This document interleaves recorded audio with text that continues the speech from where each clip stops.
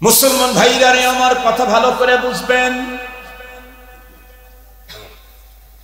Normal মূল্যহীন কাগজের মধ্যে প্রাইম মিনিস্টারের কলমের খোঁচার কারণে যদি 50 কোটি টাকা দাম হয়, তাহলে যেই মাটিতে রব্বুল আলামিনের নিজের হাতের টাচ লেগেছে, ছোঁয়া লেগেছে, সে মাটির দাম কত? আল্লাহ পাক নিজেই কোরআনে হাকিমের ভিতরে স্পষ্ট বলে দিয়েছেন, ওয়ালাকাদ কাররামনা বানি আদম ওয়া হামালনাহুম ফিল বাররি ওয়াল বাহরি ওয়া রাযাকনাহুম মিনাত তাইয়্যিবাত। এই সৃষ্টিতে যত রকমের সৃষ্টি আছে, কতগুলি সৃষ্টি, কোরআনে হাকিমে আল্লাহ তাও বলেন, ওয়া ইন তাউদ্দু নি'মাতাল্লাহি লা তুহসুহা। কিয়ামত পর্যন্ত সকল মানুষ সম্মিলিত প্রচেষ্টায় যদি আমার নেয়ামত, আমার প্রোডাকশন গুলা তোমরা যদি গুনতে থাকো, আল্লাহ বলেন জীবনে কোনোদিন গুনে শেষ করতে পারবে না। এত বড় সুন্দর উন্নত মানের কত সৃষ্টি, আসমান কত বড়, জমিন কত বড়, গ্রহ নক্ষত্র কত বড়, গ্যালাক্সি কত বড়, বন্ধুরা আমার চন্দ্র সূর্য কত বড়, কিন্তু রব্বে করিম এগুলার কাউকে বন্ধুরা আমার শ্রেষ্ঠত্ব দেন নাই। শ্রেষ্ঠত্ব দিয়েছেন ওই মাটির তৈরি মানুষটাকে।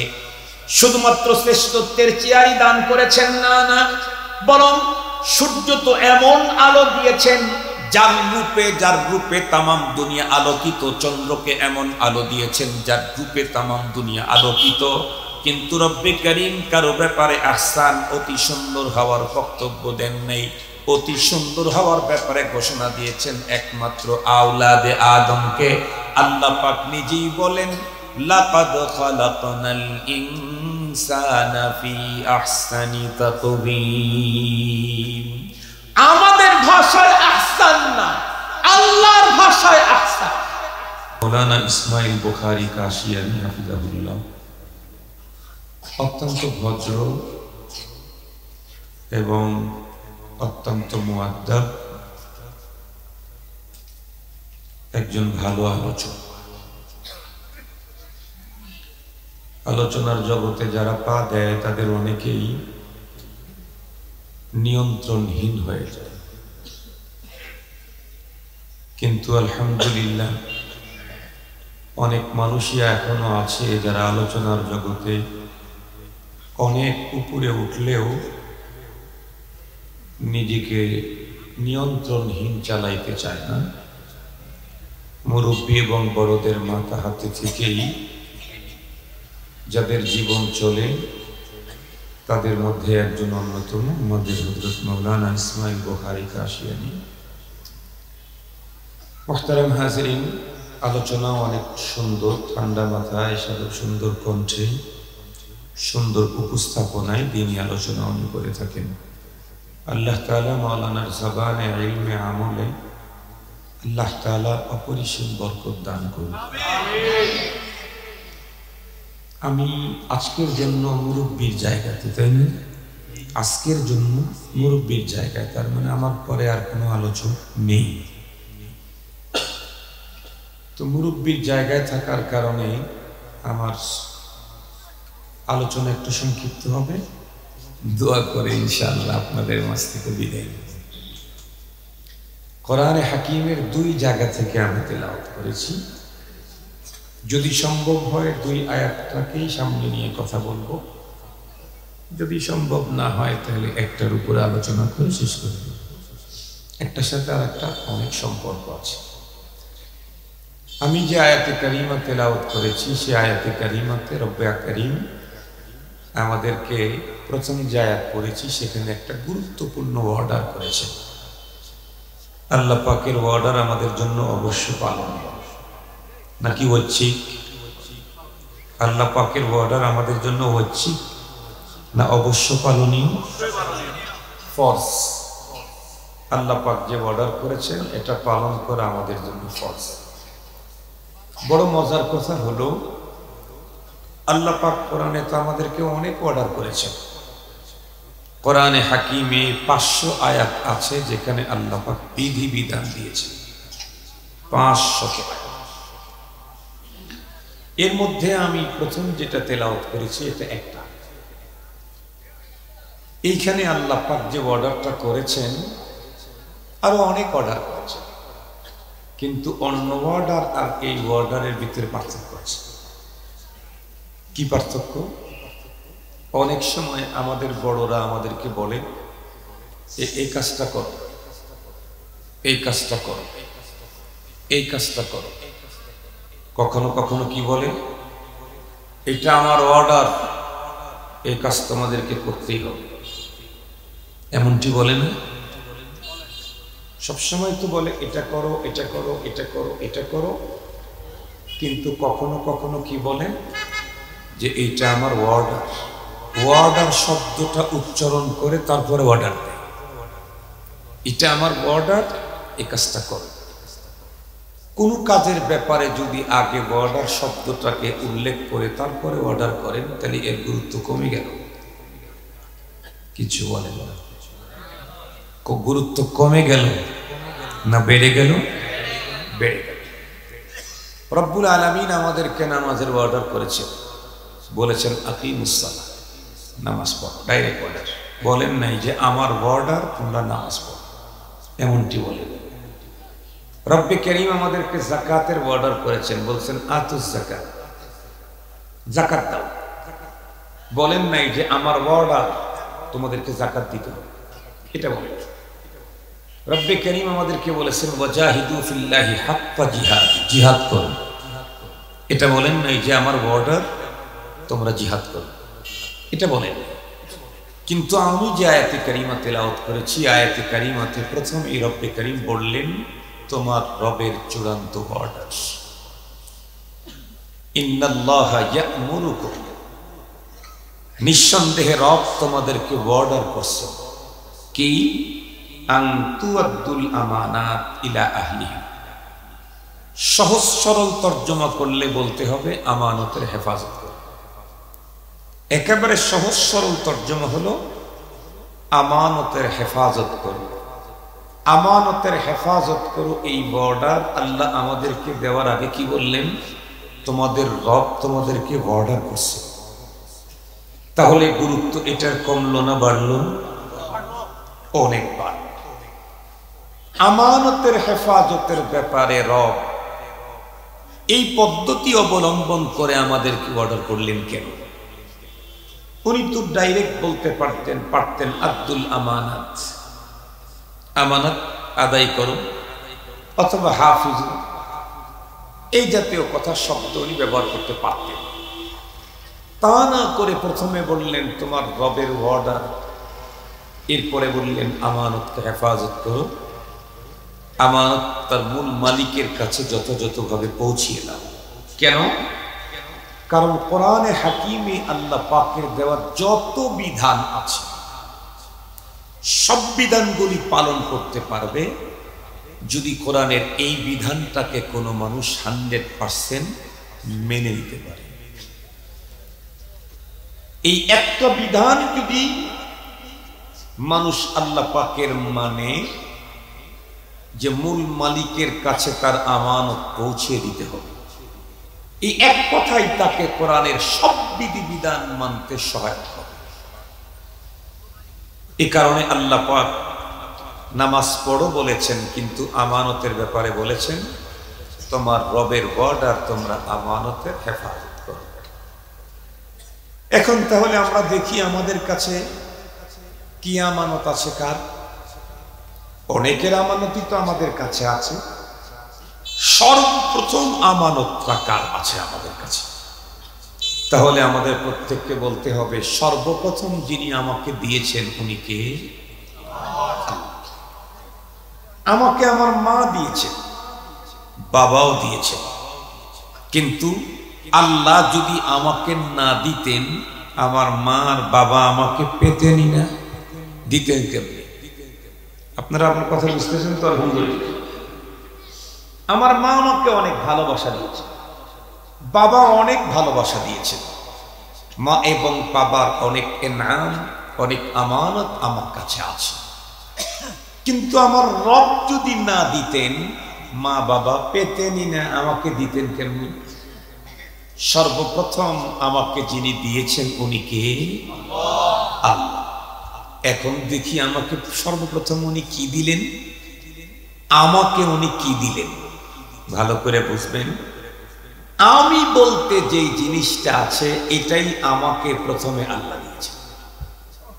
আমি বলতে যেটা, আমার তো অনেক পরে, আমি যদি না হই আমার হওয়ার কোনো সুযোগ নেই। আমার তো অনেক আছে, গাড়ি আছে, বাড়ি আছে, মিল কারখানা, গ্রুপ অফ ইন্ডাস্ট্রিজ, হ্যাচারি, তারপরে অত কিছু অনেক আছে। কিন্তু এ সবগুলি আমার হওয়ার আগে আমি হতে হবে। আমি যদি না থাকি আমার জীবনেও সব হয় না। তো আমি বলতে যেই জিনিসটা, আমি বলতে কি, এই মাথার উপর থেকে পায়ের নিচ পর্যন্ত এ টোটাল যেটা আছে এটা আমি। জিজ্ঞাসা করতে চাই এই আমিটা কার? আমিটা আমার, আমিটা আমার, আমিও আমার। এখন বলেন আমি যদি আমার না হই তাহলে আমার যা আছে এগুলি কি আমার হওয়ার সুযোগ আছে? আমি কার? আল্লাহ। এই কথাটা আমরা সবসময় স্বীকার করি, কখনো কখনো স্বীকার করি। কখন স্বীকার করি তাহলে আপনাদেরকে একটু বুঝাই, খুব মজা পাবেন। অনেক সময় দেখা যায় নতুন সম্পর্ক হয়েছে, বিয়ে বুঝেন নাকি? বিয়ে কারে বলে? ছেলে অথবা মেয়ের শ্বশুরকে। আপনারা এটাকে বিয়ে বলেন? আচ্ছা ঠিক আছে, তাহলে ঠিক আছে।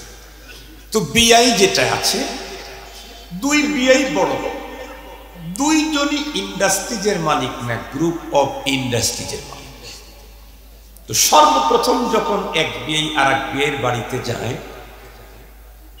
যদি আশেপাশে তার অনেক ল্যান্ড প্রপার্টি, মিল কারখানা, ইন্ডাস্ট্রিজ থাকে, তাহলে আসরের পরে এই বিয়াই মেহমান বিয়াইকে ডেকে বলে, বিয়ে আপনি তো মনে হয় আসরের পরে একটু পায়চারি করার অভ্যাস। জি জি, তাহলে চলেন একটু পায়চারি করে আসা। এই বিয়াই ওই বিয়াইকে অন্য দিকে নিয়ে যায় না, পায়চারি করতে নিয়ে যায় কোন দিকে? যে দিকে তার ফ্যাক্টরি আছে, মিল আছে, কারখানা আছে, জমি আছে, জায়গা আছে, হ্যাচারি আছে, পোল্ট্রি ফিড আছে, এই দিকে নিয়ে যায়। তো যখন নিয়ে যায় খানিক যায় আর বলে, বিয়াই এই যে এখান থেকে ২৫০০ বিঘা, বিঘা তো না আপনারা মনে হয় কানি বলেন, আর একটা কি, কানি বড় না গন্ডা বড়? কানি বড়, তাহলে ঠিক আছে, আপনারা কানি বলেন। তো বললো যে বিয়াই এখান থেকে ২৫০০ কানি, এই প্রজেক্টটা আমার। সামনে একটু আগায় বলতেছে বিয়াই, এই যে পোল্ট্রি ফিড যেটা, এই পোল্ট্রি ফার্ম যেটা দেখতেছেন এটা আমার। আর একটু সামনের দিকে আগায় বলে, এই যে হ্যাচারি দেখতেছেন, মৎস্য হ্যাচারি, এটা আমার। আর একটু আগায় দিয়ে একবার বলতেছে যে এই যে ডেয়ারি ফার্ম দেখতেছেন এটাও আমার। অনেক দূরে যেতে হয় বিয়াই, ওই যে লাল রঙের বিল্ডিং টিল্ডিং দেখতেছেন ওগুলাও আমার। তার মানে আমার আমার আমার আমার বলতেছে। হঠাৎ করে তার ফোন বেজে উঠল, পকেট থেকে ফোন বের করে রিসিভ করল। হ্যালো, আসসালামু আলাইকুম। আমাদের দেশে হলো হ্যালো আগে, আসসালামু আলাইকুম পরে। ঠিক বললাম? ঠিক বললাম? শরীয়ত কি শিখাইছে? আসসালামু আলাইকুম আগে, হ্যালো মেলো গেল পরে। কথা কি বুঝতে পারছি? আগে কি? আর একটু জোরে বলেন, আগে আসসালামু ক্বাবলাল কালাম। আসসালামু ক্বাবলাল কালাম, আগে সালাম পরে কালাম। এটা পয়গম্বরের নীতি। কিছুক্ষণ আগে আমাদের হযরত মাওলানা ইসমাইল হোসেন বুখারী কাশিয়ানী সাহেব সর্বশেষ যে কথাটা বলে গেলেন সেটা হলো, আমরা আমাদের জীবনে মহানবী সাল্লাল্লাহু আলাইহি ওয়াসাল্লামের সুন্নতের অনুকরণ করব।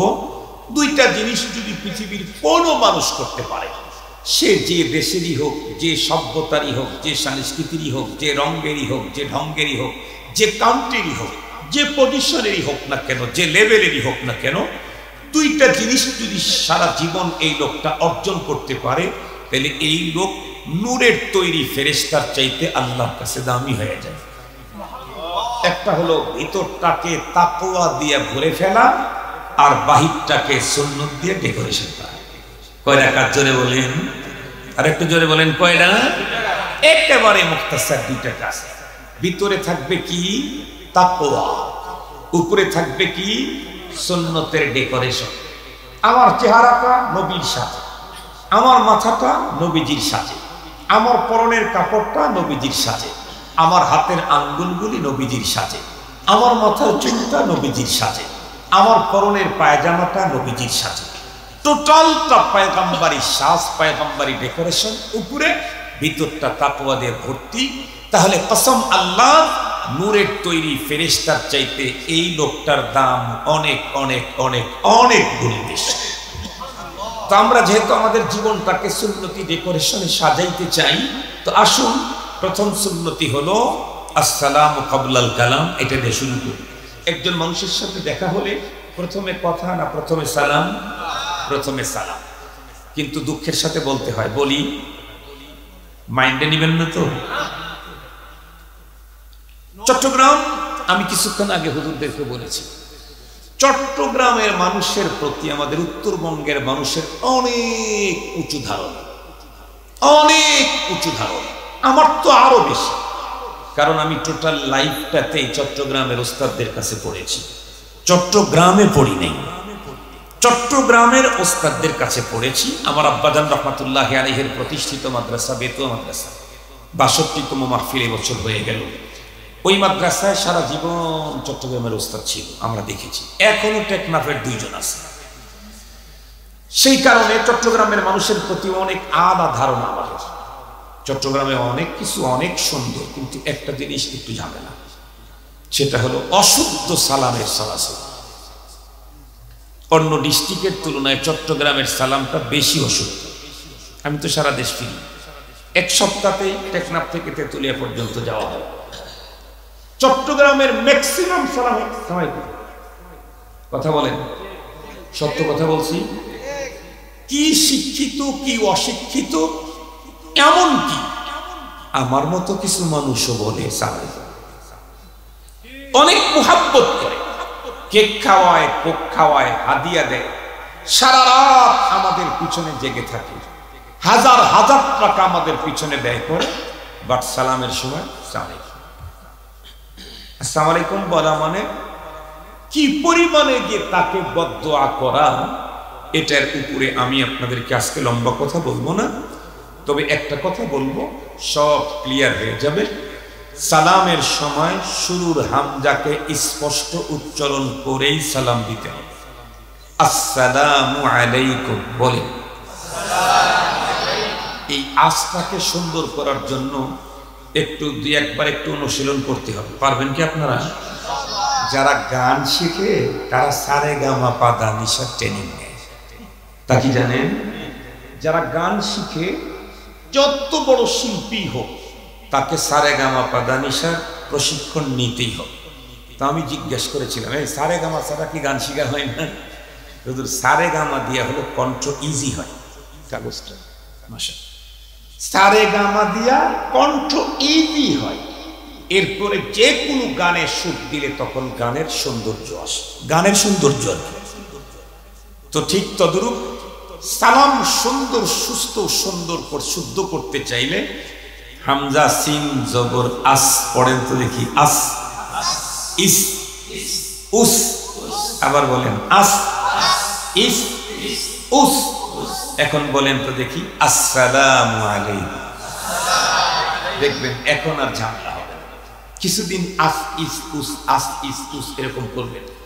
আমরা যখন মাদ্রাসার ট্রেনিং দিছি, নামাজের যখন ট্রেনিং দিছি, আবার মনে করেন না যে জঙ্গি ট্রেনিং, নামাজের প্রশিক্ষণ যখন নিয়েছি, তো তাকবীরে তাহরিমের সময় হাতের আঙ্গুল স্বাভাবিক রাখা, হাতের আঙ্গুল স্বাভাবিক রাখা, কানের লতি পর্যন্ত উঠানো, হাতের তালু কেবলার দিকে রাখা। এটা যখন প্রথম প্রথম করতে গেছি না, হাত যেই আগায় আসছে, এই হাত যেই কানের দিকে নিছি, আস্তে করে এরকম হয়ে গেছে। তো এটা ঠিক করার জন্য সামনে ওয়ালের সাথে লাগাইছে, ওয়ালের সাথে লাগাইয়ে আবার নিয়ে আসছে, আনতে আনতে আবার এরকম হয়ে গেছে, আবার লাগাইছে, আবার নিয়ে আসছে, আবার লাগাইছে, আবার নিয়ে আসছে। এখন আর ঝামেলা নেই, কিছুদিন ট্রেনিং দিয়েছি, এখন হয়ে গেছে। আপনাকে বললে আপনি দেখবেন হয় এরকম হয়ে যাবে, না হয় এদিক ঘুরে যাবে, আর না হয় আপনার কাল্লাই আগে মাথা আগে আসবে, হাত যাওয়ার আগে মাথা আগে আসবে। কোনোটাই ইসলাম চয়েস করে না, কোনোটাই ইসলামের নীতি না। তো এটাকে যেমন প্রশিক্ষণ দিয়ে ঠিক করা হয়েছে, সালাম শুদ্ধ করতে চাইলে আস ইস উস এটা তামরিন করলে ইনশাআল্লাহ ঠিক হয়ে যাবে ইনশাআল্লাহ। আমরা আজকে থেকে শুদ্ধ সালাম দেব, আসসালামু আলাইকুম বলেন, ওয়া রাহমাতুল্লাহি ওয়া বারাকাতুহু। মুহতারাম হাজিরিন, আমি জানি কোন কথা থেকে এদিকে আসলাম, মনে আছে নাকি আপনাদের? সর্বপ্রথম আল্লাহ পাক যে জিনিসটা আমাদেরকে দিয়েছেন সেটা হলো আমি, তাই না? আমি আল্লাহ পাকের প্রথম দান। আল্লাহ পাকের সর্বপ্রথম যে জিনিসটা সেটা হলো আমি। এই পৃথিবীতে একটা সময় এমন ছিল আমি ছিলাম না, আমার নামও ছিল না।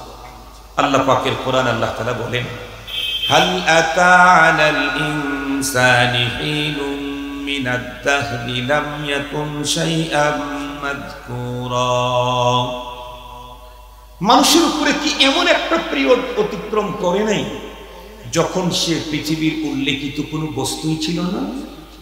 একজন কবি বড় চমৎকার বলেছেন, মানাবুদেম মুতাকাদা মানাবুদ, মানাবুদেম মুতাকাদা মানাবুদ, লুৎফে তু না গুফতায়ে মামি শনুদ, আদমিয়ত দাদাই বাজম মুসলমা করদাই, ऐ खुदा कुर्बा शवम एहसा बर एहसा कर दई, ऐ खुदा कुर्बा शवम एहसा बर एहसा कर दई। কবি বলেন, ওগো আল্লাহ, এই পৃথিবীতে আমরা ছিলাম না, আমাদের আগমনের জন্য আপনার কাছে কোনো দরখাস্ত দেই নাই, বিনা বলাতে আপনি আমাদেরকে দুনিয়াতে পাঠাইছেন। তো পাঠাইছেন, অন্য কোন সৃষ্টি করে পাঠান নাই, সৃষ্টির শ্রেষ্ঠ করে পাঠাইছেন। আল্লাহু আকবার। এরপরে আবার মুসলমান করে আমাকে দুনিয়াতে পাঠাইছেন, মুসলমানের ঘর। এই জন্য আপনার দয়া আর ভালোবাসার উপরে ভালোবাসা। এখন কেউ বলতে পারেন, হুজুর আমার জন্য তো আমার আব্বা দোয়া করে নিয়েছেন, বুজুর্গদের কাছ থেকে দোয়া নিয়েছেন, আল্লাহ যেন দেয়। আমার মা দোয়া করছেন, তাহাজ্জুদে কান্না করছেন, তারপরে নাকি আমি আসছি, আমার মার কাছ থেকে শুনেছি। তাই আমি জিজ্ঞেস করতে বলতে চাই, আমাকে আর আপনাকে আপনার আব্বা আর আম্মা দোয়া করে আল্লাহর কাছ থেকে নিয়েছে, ঠিক আছে।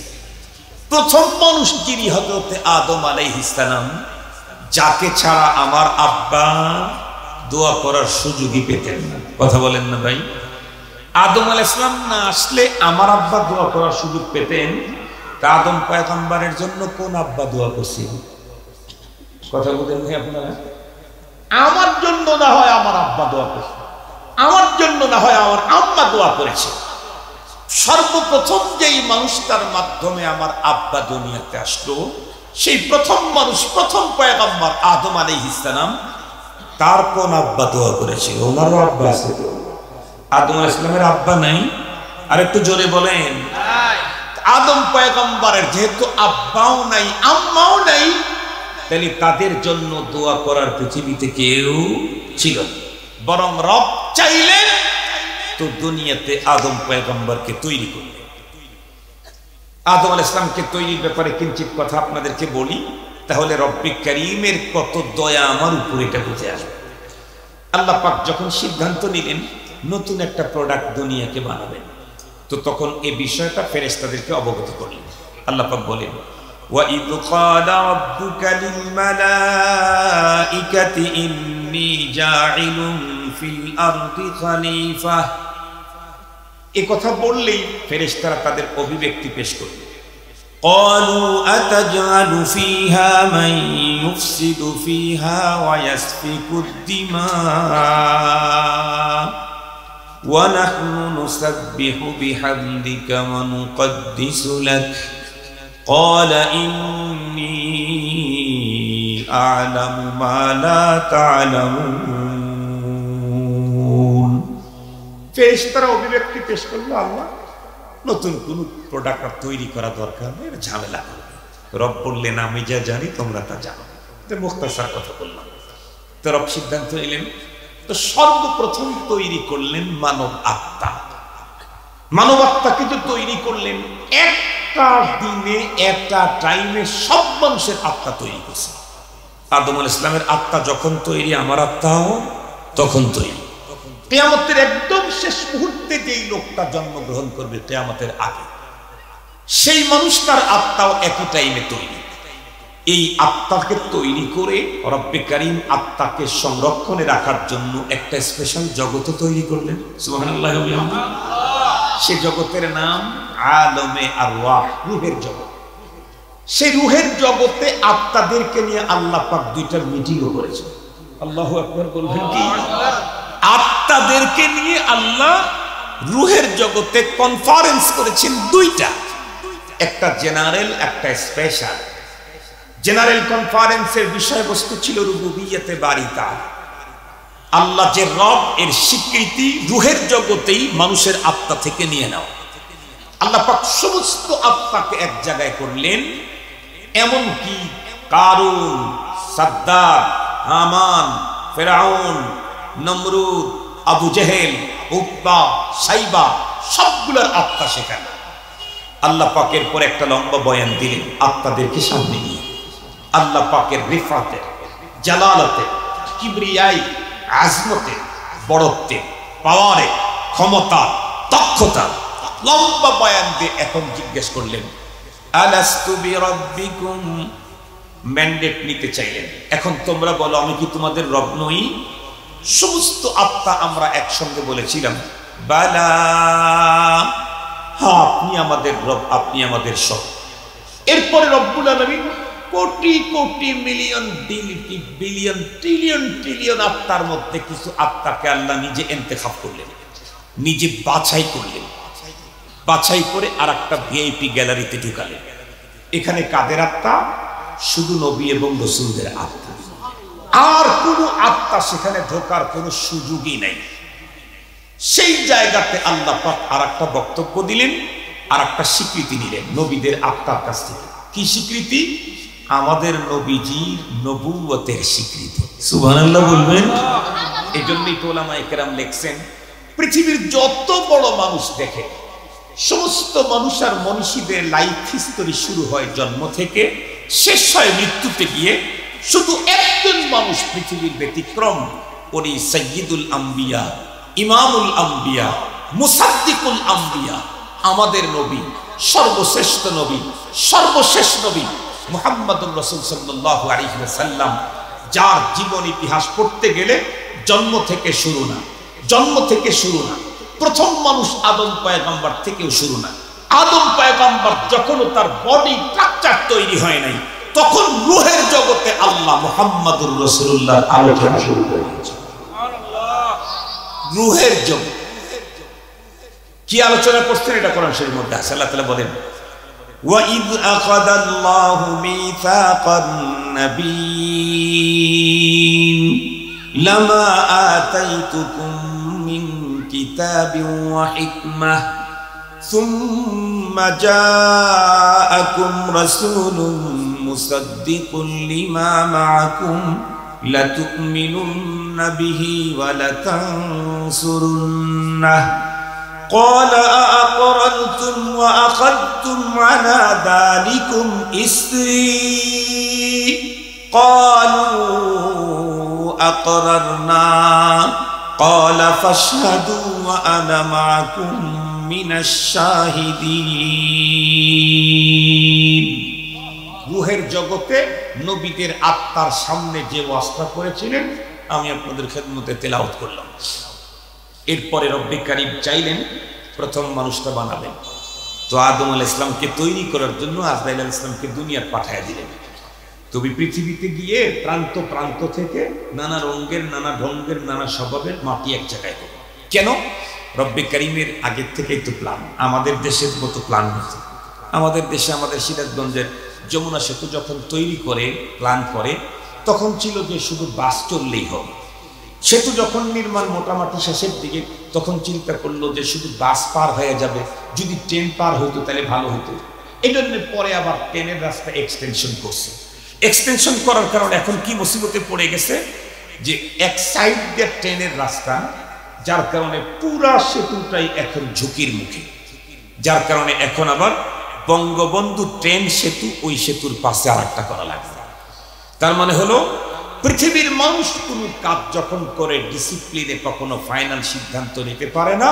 দিন যত গড়তে থাকে বুদ্ধি তত বাড়তে থাকে। ঠিক বললাম না? ঠিক বললাম। কিন্তু রব উনি তো সব, রব উনি তো সব।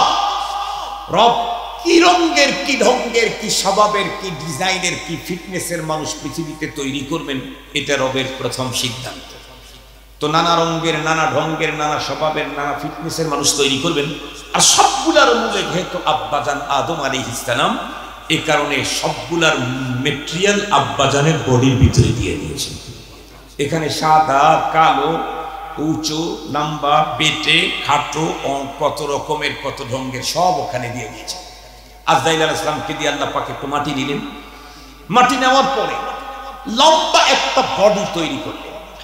মজার কথা হলো, আদম আলাইহিস সালামের বডি তৈরি করতে আল্লাহ পাক নিজের হাত দিয়ে মাটিটা কাজ করলেন, নিজের হাত দিয়ে বডি স্ট্রাকচার তৈরি করলেন।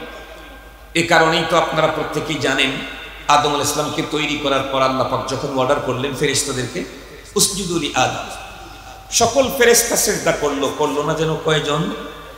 নাম জানি কি? একটু জোরে বলেন না। আছে না মারা গেছে? আরো জোরে বলেন। বাহিনী কমতেছে না বাড়তেছে? বাড়তেছে। বরং বলা চলে দিন দিন রিটার্ড করতেছে। রিটার্ড, ইবলিস দিন দিন রিটার্ডের দিকে যাচ্ছে, কারণ তার বাহিনী এখন বড় এক্সপার্ট। তার আর তেমন কোনো কাজই নেই, অফিসে বসে থাকলেই চলে। কথা কি বুঝাইতে পারছি আপনাদেরকে? ইবলিসের বাহিনী এখন এক্সপার্ট, তার কাজ তার বাহিনীরাই করে। সে এখন অফিসে থাকলেই চলে। ও মরবে না অতদিন, কিয়ামত আসবে না যতদিন। ইবলিস সিজদা তো করলই না, পাল্টা আরো আল্লাহ পাকের সামনে যুক্তি উপস্থাপন করল। কি বলে? আনা খায়রুম মিন, আমি তার চাইতে উত্তম। কেমনে? খালাকতানি মিন নারিন ওয়া খালাকতাহু মিন তিন, আমাকে আপনি আগুন দিয়ে তৈরি করছেন, তারে মাটি দিয়ে। সুতরাং আজ কাগজের দাম 1 লাখ টাকা। 1 টাকা, 1 টাকা দিয়ে কিনবেন? আটা না, চাইরা না, তো পাওয়াই যায়। তারপরেও কেউ কিনবেন। কিন্তু এই কাগজের টুকরার উপরে যদি আমার দেশের প্রাইম মিনিস্টার নিজের হাতে কলম দিয়ে লিখে দেয়, কাগজের বাহককে 50 কোটি টাকা দিয়ে দেওয়া হোক, তাহলে নিচে সিগনেচার দিল শেখ হাসিনা, এখন কাগজের দাম। আরে বলেন না একটু, কিছুক্ষণ পূর্বে যে কাগজের কোনো দামই ছিল, প্রাইম মিনিস্টারের কলমের খোঁচার কারণে সেই কাগজের দাম যদি 50 কোটি হয়, আল্লাহ ইবলিসকে ডেকে বললেন, আই ইবলিস মা মানাক আন তাসজুদা লিমা খালাকতু বিয়াদাইয়া, কে তোকে বাধা দিল ওই সত্তাকে সিজদা করতে, যেই সত্তাকে আমি নিজ হাতে তৈরি করেছি। আদম পয়গম্বর শুধু মাটির তৈরি, এটাই দেখলি, ওই মাটিতে কার হাতের টাচ লেগেছে তা দেখলি না? মুসলমান ভাইরা রে, আমার কথা ভালো করে বুঝবেন। নরমাল মূল্যহীন কাগজের মধ্যে প্রাইম মিনিস্টারের কলমের খোঁচার কারণে যদি 50 কোটি টাকা দাম হয়, তাহলে যেই মাটিতে রব্বুল আলামিনের নিজের হাতের টাচ লেগেছে, ছোঁয়া লেগেছে, সে মাটির দাম কত? আল্লাহ পাক নিজেই কোরআনে হাকিমের ভিতরে স্পষ্ট বলে দিয়েছেন, ওয়ালাকাদ কাররামনা বানি আদম ওয়া হামালনাহুম ফিল বাররি ওয়াল বাহরি ওয়া রাযাকনাহুম মিনাত তাইয়্যিবাত। এই সৃষ্টিতে যত রকমের সৃষ্টি আছে, কতগুলি সৃষ্টি, কোরআনে হাকিমে আল্লাহ তাও বলেন, ওয়া ইন তাউদ্দু নি'মাতাল্লাহি লা তুহসুহা। কিয়ামত পর্যন্ত সকল মানুষ সম্মিলিত প্রচেষ্টায় যদি আমার নেয়ামত, আমার প্রোডাকশন গুলা তোমরা যদি গুনতে থাকো, আল্লাহ বলেন জীবনে কোনোদিন গুনে শেষ করতে পারবে না। এত বড় সুন্দর উন্নত মানের কত সৃষ্টি, আসমান কত বড়, জমিন কত বড়, গ্রহ নক্ষত্র কত বড়, গ্যালাক্সি কত বড়, বন্ধুরা আমার চন্দ্র সূর্য কত বড়। কিন্তু রব্বে করিম এগুলার কাউকে বন্ধুরা আমার শ্রেষ্ঠত্ব দেন নাই।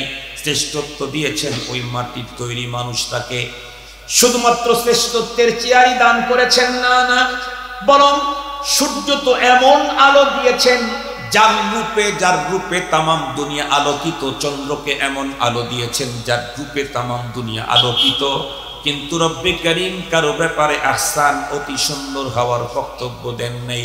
অতি সুন্দর হওয়ার ব্যাপারে ঘোষণা দিয়েছেন একমাত্র আওলাদে আদমকে।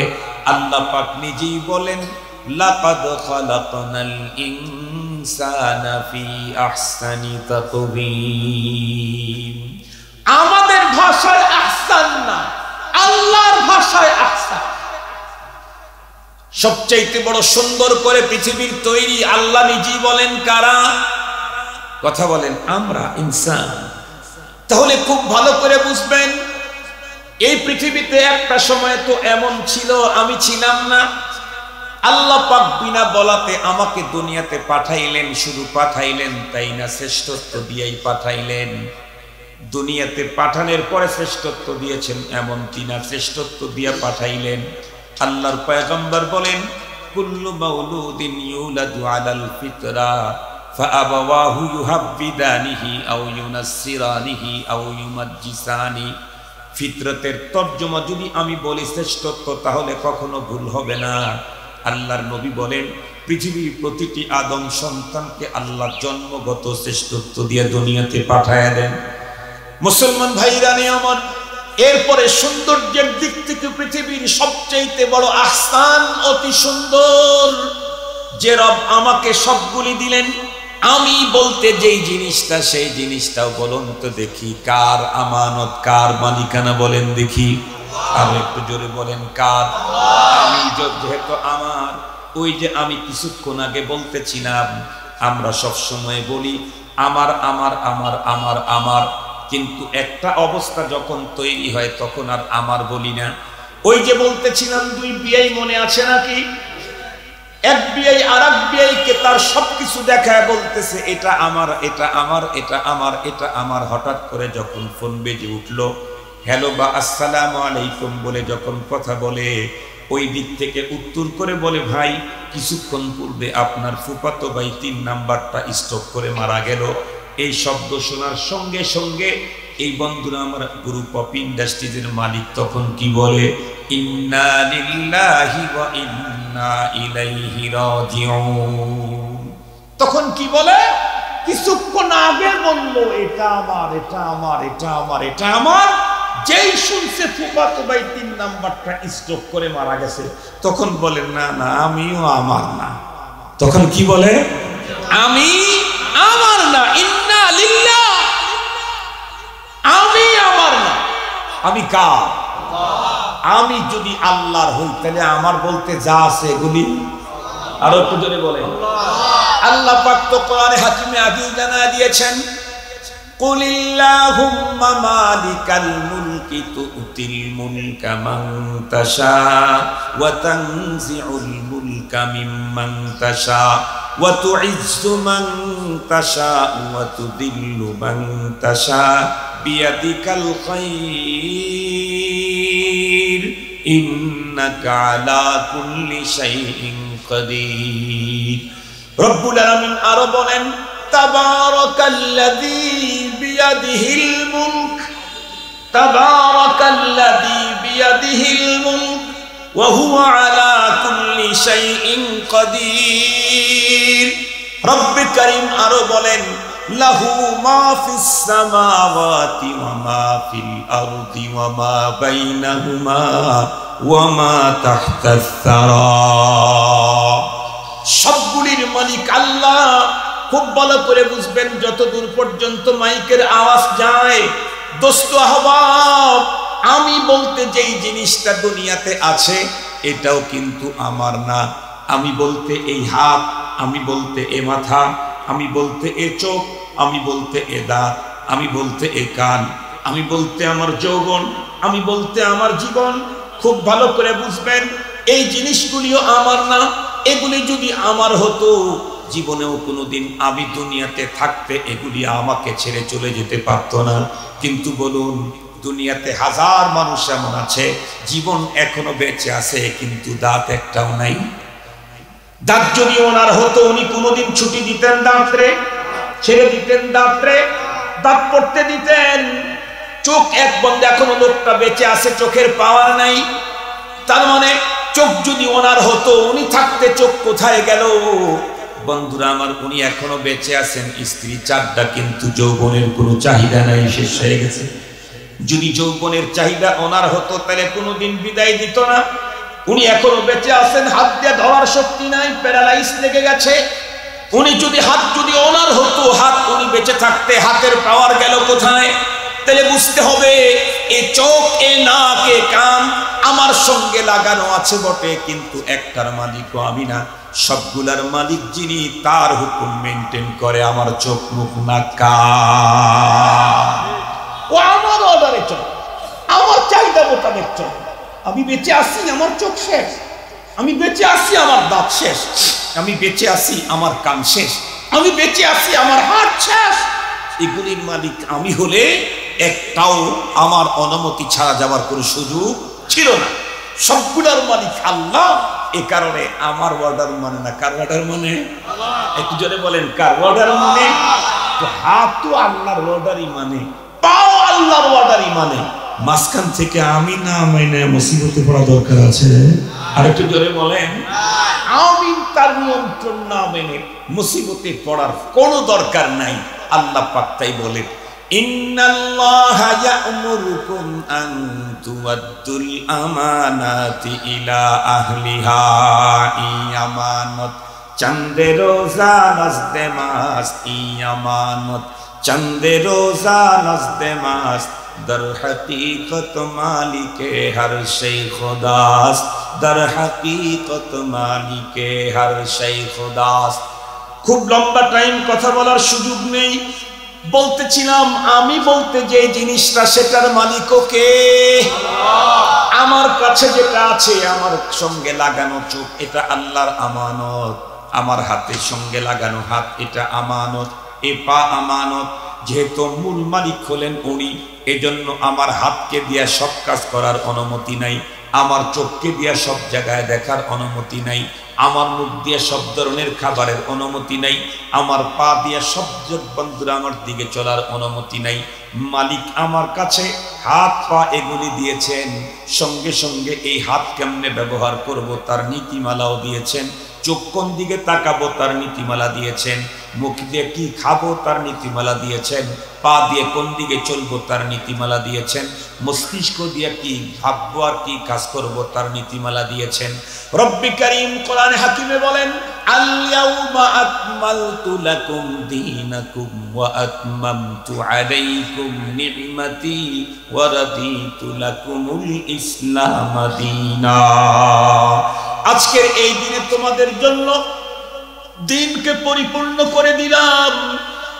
সঙ্গত কারণেই আমার দিনের ভিতরে মানব জীবনের এমন কোনো অপশন ফাংশন নাই যেই ব্যাপারে ইসলাম আমাকে স্পষ্ট নীতিমালা দেয় নাই। যেমন পৃথিবীর প্রতিটি মানুষের জীবনে বন্ধুরা আমার সুখ আসে, দুঃখ আসে। মানুষ যখন আনন্দ আর সুখ পায় তখন হাসি দিবে, মানুষ যখন দুঃখ আর বেদনা কষ্ট পায় তখন কান্না করবে। শরীয়তে সুখ শান্তি আসলে হাসার অনুমতি দিয়েছেন, তবে লাগামহীন হাসার অনুমতি দেন নাই। শরীয়তের ভিতরে দুঃখ বেদনা আসলে কান্না করার অনুমতি দিয়েছেন, কিন্তু যেমন তেমন কান্না করার অনুমতি দেন নাই। হাসি বন্ধুরা আমার জীবনের বিজয় যতই উন্নত আসুক, যতই সুখ আসুক, যতই শান্তি আসুক, যতই মনের আশা পূর্ণ হোক, বন্ধুরা আমার হাসি দিতে পারবো তাবাসসুম, তাহলে হাসিও হবে, সুন্নত হবে, নেকি হবে। যদি আরো একটু বেশি দিতে চাই, জেহেক দিতে পারবো, কাহকাহা করে হাসি দেওয়ার অনুমতি নাই। বিশেষ করে মুসলিম নারীদের জন্য কাহকার পারমিশন কোশ্চিন কালেও হতে পারে না। আজকে দুঃখের সাথে বলতে হয়, ইসলাম হাসি দিতেও নীতিমালা দিয়েছে, ইসলাম কান্না করতেও নীতিমালা দিয়েছে। দুঃখ পেয়েছো, বেদনা পেয়েছো, মুসিবতটা কেমন? সুব্বাত আলাইয়া মাসাইবুন লাউ আন্নাহা সুব্বাত আলাল আইয়ামি সিরনা লায়ালিয়া। আমার উপরে যদি এমন কোনো মুসিবত আছে যেই মুসিবতটা দিনের উপরে আসলে দিনের আলো হারিয়ে যেত, অন্ধকার ছেয়ে যেত, রাত্রি হয়ে যেত, এত বড় মুসিবত আসলেও কান্না করার অনুমতি শরীয়ত আমাকে দিয়েছে, কিন্তু কান্না করতে বিলাপ করার অনুমতি দেয় নাই। একেবারে একটা বিষয় দিয়ে পুরুষ কমপ্লিট বিষয়গুলি বুঝাবার জন্য বলছি। হাসি আর কান্নাতে যে ইসলাম আমাকে পথ পদ্ধতি বলে দিয়েছেন, সেই ইসলামে হাত ব্যবহার করার নীতিমালা আছে না নাই? সেই ইসলামে পা ব্যবহার করার নীতিমালা আছে না নাই? সেই ইসলামে চোখ কোন দিকে তাকাবো তার নীতিমালা আছে না নাই? সেই ইসলামে মস্তিষ্ক দিয়ে কি ভাববো সে নীতিমালা আছে না নাই? সেই ইসলামে অর্থ কোন জায়গা থেকে ইনকাম করে কোথায় ব্যয় করব তার নীতিমালা আছে না নাই? এর বাইরে যদি যাই তাহলে বুঝেন, আমি যদি আমার কোনো সম্পদ বিক্রি করি, কাউকে দেই, কোনো ঝামেলা নেই। কিন্তু আর একজনের সম্পদ যদি আমি বিক্রি করি, তাইলে আমি হয় চোর গোপনে নিয়ে আসলে, না হয় ডাকাত সামনাসামনি নিয়ে আসছি, না হয় হাইজাকার ছিনতাইকার। ঠিক বললাম না? ঠিক বললাম? আর একজনের সম্পদ আমি নিয়ে এসে বিক্রি করছি, হয় চোর, না হয় ডাকাত, না হয় ছিনতাইকারী, না হয় লম্পট। এর বাইরে আর কোনো উপাধি আমার জন্য নাই। এখন বলেন তো দেখি, চুরি যদি হয় সাধারণ পাবলিকের জিনিস, তাহলে আদালতে মামলা হবে, বিচার হবে। কিন্তু চুরি যদি হয় সরকারের কোনো অর্থ, তাইলে মামলা হলে বিচার নরমাল হবে। কিছু বলেন, পাবলিকের জিনিস চুরি করলে মামলা যেমন জটিল হবে, সরকারের সম্পদ, রাষ্ট্রের সম্পদ চুরি করলে মামলা নরমাল না জটিল? তাহলে আমরা যদি অন্য কারো সম্পদ নেই, যেই পরিমাণে অপরাধ হবে, আল্লাহর সম্পদের মধ্যে যদি তসরুফ করি, এ হাত আল্লাহ আমাকে দিয়েছেন, যেখানে লাগাবার সেইখানে না লাগায় আর জায়গায় লাগাইলাম, নিজেটাকে মালিক মনে করে, তাহলে আমি মহান মালিকের সম্পদের চোর হয়ে গেলাম, অথবা ডাকাত হয়ে গেলাম, অথবা ছিনতাইকারী হয়ে গেলাম। মহান মালিকের সম্পদ যারা চুরি করে যত্রতত্র যেখানে সেখানে ব্যবহার করবে, তাদের পানিশমেন্ট এত ভয়ঙ্কর হবে। আল্লাহ নিজে বলেন, ফায়াউমা ইদিন লা ইউআযিবু আযাবাহু আহাদ ওয়া লা ইউসিকু ওয়াসাকাহু আহাদ। পৃথিবীতে বহু ভয়ঙ্কর পদ্ধতিতে মানুষদেরকে শাস্তি দিতে দেখেছো। মায়ানমারে জীবন্ত মানুষটাকে চামড়া ছিঁড়তে দেখেছো, মানুষের গোশত কেটে কেটে চিবাইতে দেখেছো। রব বলেন, আমার কাছে যারা অপরাধী হিসাবে পরপারে আসবে, তাদেরকে যে শাস্তি দেব, এই কোন পদ্ধতিতে না। যেই পদ্ধতি পৃথিবীর মানুষ শাস্তি দিয়েছে, এর চাইতে ভয়ঙ্কর পদ্ধতিতে আমি শাস্তি দেব। দুনিয়াতে অপরাধীকে বেঁধে রাখার অনেক দৃশ্য দেখেছি। এভাবে বেঁধেছে, এভাবে বেঁধেছে, পাউরের দিকে দিয়ে ঝুলায় রাখছে। রব বলেন, ওয়ালা ইউসিকু ওয়াসাকাহু আহাদ। দুনিয়াতে যত পদ্ধতিতে বাধা হতে পারে, অপরাধীদেরকে আমি পরপারে বাঁধবো, এর চাইতে ভয়ঙ্কর পদ্ধতিতে। তাই আসুন, লম্বা আলোচনার দরকার নাই। আমি এবং আমার যা আছে সবগুলার মালিক কে? আল্লাহ। আল্লাহ আমাদেরকে অর্ডার করেছেন, ইন্নাল্লাহা ইয়া'মুরুকুম, আল্লাহ তোমাদেরকে অর্ডার করছেন আমানতের মালের হেফাজত করবা। একেবারে সহজ তরজমা, আমানতের কি করবা? কথা বলেন, আমানতের আমি আমার হাত, পা, চোখ, মুখ, কান, বডি হেফাজত করব। আল্লাহ পাকের আরো একটা উন্নত মানের আমানত হলো আমার ঘরে আমার সন্তান, এগুলারও হেফাজত করব। আমার ঘরে আল্লাহ বিবি দিয়েছেন, এটাও আল্লাহ পাকের বড় আমানত। আমাকে রব অনেক সম্পদ দিয়েছে, এগুলিও আল্লাহ পাকের আমানত। রব যেভাবে যে জিনিসটা ব্যয় করতে বলেছেন যেখানে, আমরা সেখানে সেইভাবে সেই জিনিসটা ব্যয় করে পরপারে আল্লাহর আদালতের আসামির কাঠগড়ায় যাতে দাঁড়াতে না হয়, এই জন্য আমরা প্রত্যেকে চেষ্টা করব। ওয়া আখিরু দাওয়ানা আলহামদুলিল্লাহি রাব্বিল আলামিন। আসসালামু আলাইকুম। একেবারে 12টা কাটা, 1 সেকেন্ডও বাড়েনি। দোয়া করে দেব, দোয়া করে দেব, হ্যাঁ দোয়া করে দেব।